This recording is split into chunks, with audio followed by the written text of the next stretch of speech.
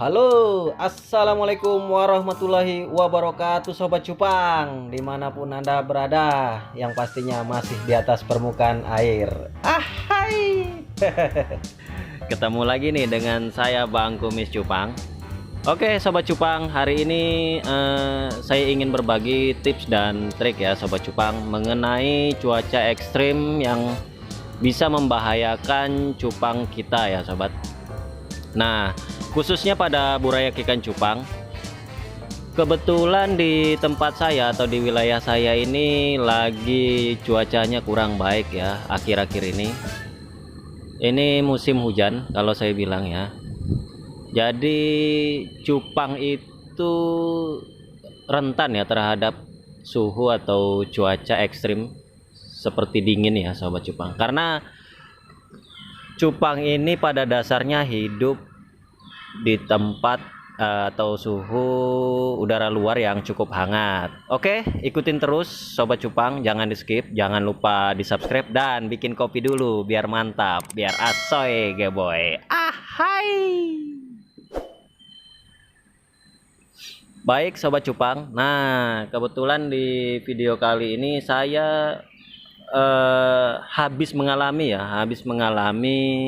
kalau saya bilang ya sedih ya, banyak cupang saya yang mati gara-gara cuaca ekstrim atau dingin ya, Sobat. Ya salah satunya yang ada di sini, nah itu yang warna putih di tengah itu lagi KO ya atau tumbang.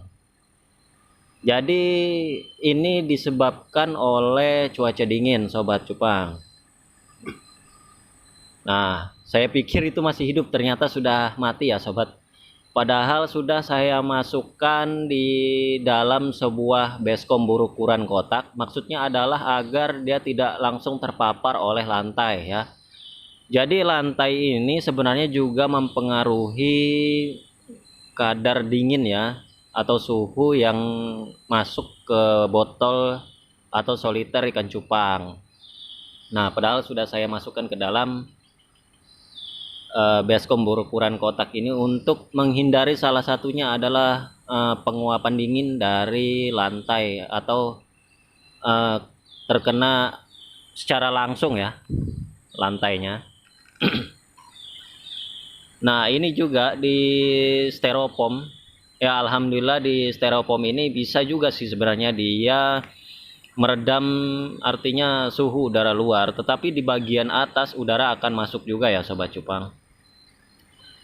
Nah, bagaimanakah cara mengatasi agar kita terhindar ya dari kematian burayak atau kematian ikan cupang pada saat cuaca ekstrim atau dingin ya, Sobat.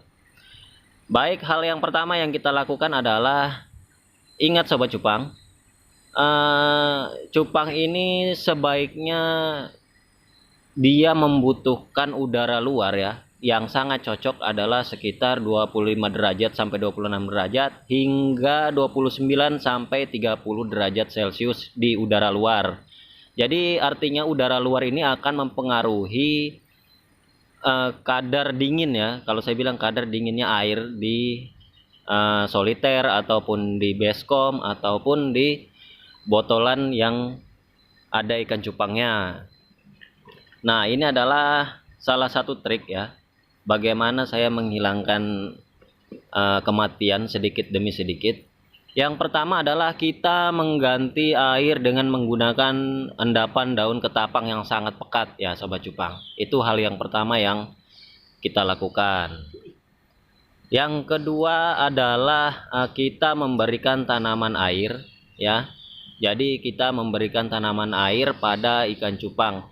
Jadi fungsi kedua ini adalah sebenarnya bukan untuk mengurangi kadar dingin ya, saya bilang bukan untuk mengurangi kadar dingin di dalam air, tapi minimal dia atau si cupang ini merasa nyaman ya, Sobat Cupang. Jadi walaupun dinginnya masih ada, tetapi kalau dia merasa nyaman ya di dalam soliter ataupun botolan, itu si cupang akan masih bertahan hidup. Karena penyebab cupang itu mati sebenarnya gara-gara stres ya, Sobat Cupang. Jadi stres karena ada faktor dari luar atau ada cuaca tadi yang saya maksud. Nah, makanya di sini kemarin cepat-cepat saya berikan tumbuhan air ya Sobat Cupang, dan cepat-cepat saya juga mengganti air pada ikan cupang. Nah, bagaimana nih kalau memang tidak bisa kita memberikan tumbuhan air atau mengganti dengan endapan daun ketapang? Langkah ketiga adalah saya memberikan daun ketapang secara langsung ya Sobat Cupang. Jadi daun ketapang itu langsung saya rendam di soliter atau di baskom berukuran kotak tadi. Itu kurang lebih kemarin ya, cuaca ekstrimnya hampir 1 minggu, berarti hampir 1 minggu itu juga Sobat Cupang ya. Daun ketapang yang saya gunakan itu saya berikan kepada ikan cupang. Nah, tadi tujuannya adalah agar si cupangnya merasa nyaman, bukan mengurangi kadar dinginnya ya Sobat Cupang. Yang kemudian yang selanjutnya sebaiknya kita memberikan alas ya. Jadi dibutuhkan juga sebenarnya alas agar tidak bersentuhan langsung terhadap permukaan tanah ataupun permukaan lantai yang dapat mempengaruhi proses penguapan pada saat malam hari ya. Jadi kalau malam hari itu biasanya proses penguapan dari lantai ataupun dari dasaran tanah itu akan mempengaruhi eh, dingin ya, saya bilang dingin pada air ikan cupang. Nah, ini bisa kita mengasih atau memberikan kayu ya, 2 batang kayu, ataupun bisa kita memberikan kardus, bisa juga. Yang jelas fungsinya adalah untuk meredam pengaruh lingkungan luar seperti udara dingin tadi ya. Dan juga kita bisa memberikan penutup ya di bagian atas, penutup. Jadi penutup ini bisa menggunakan kertas ataupun plastik ataupun apa saja yang dapat menutup si kolam ya, atau entah itu nanti kolam pembesaran atau soliter atau botolan. Nah, ini bisa kita lakukan ya. Jadi selain melapisi di bagian atas, kita juga bisa menutup sebagian saja ya, sebagian. Nah, tujuannya apa? Pada saat cuaca ekstrim ada uap atau embun itu tidak langsung masuk ke tempat ikan cupang tadi Sobat Cupang. Jadi minimal kita sudah meredam ya, meredam sebagian udara yang masuk ke dalam wadah si ikan cupang tadi. Nah, ini Sobat Cupang, saya habis memberikan kurang lebih sekitar hampir 10 lembar ya daun ketapang di dalam baskom saya ini.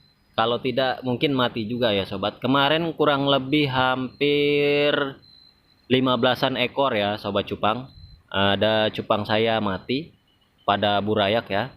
Yang berumur sekitar 1 bulan itu ada 5 ekoran. Dan yang lainnya mungkin di bawah 1 bulan ya Sobat Cupang.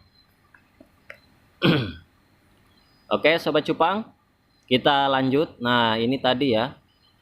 Ini saya juga belum tahu pasti ya Sobat Cupang, kenapa begitu ada udara dingin atau cuaca yang sangat ekstrim, saya perhatikan air itu sedikit seperti rusak ya Sobat Cupang. Saya belum tahu kenapa penyebabnya, tetapi yang saya tahu ikan cupang saya jadinya kurang maksimal pergerakannya ya, atau berkerucut. Saya bilang apa ya, agak kurang mekar lah gitu.